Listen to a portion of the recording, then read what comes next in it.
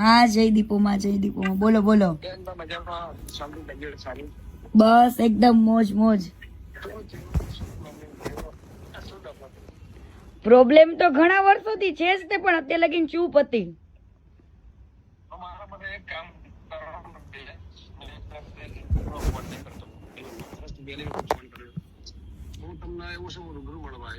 હા નહીં પણ આની અંદર કોઈ સમાધાન નું આ કઈ મારે કેવું છે જ નહીં, પણ દુનિયાને ખબર પડવી જોઈએ કે વ્યક્તિ શું છે.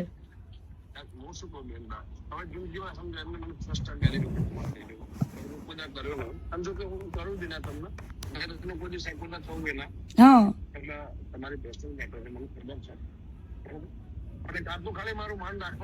અને ત્યાર વખતે કેવું છે ગમન બુવાજી, ત્યાર વખતે છે ને કીર્તિ પટેલ એકદમ ભોળી વ્યક્તિ હતી ને મેં સહન કરેલું છે બરાબર.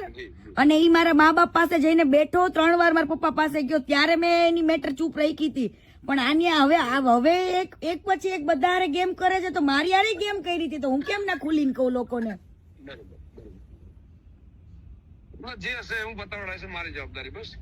બરાબર ના, એવું પતાવવાનું આમાં કઈ પતાવવાનું છે જ નહીં મારે.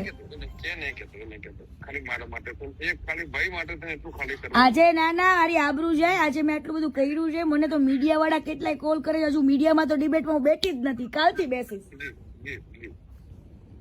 આવા લોકોની આંખ ખુલવી જોઈએ, ખોટા માણસને સપોર્ટ કરીને કોઈ મતલબ નથી. ઈ કેને એને કેટલી છોકરીઓની જિંદગી બગાડી એ બધું જ કહીશ.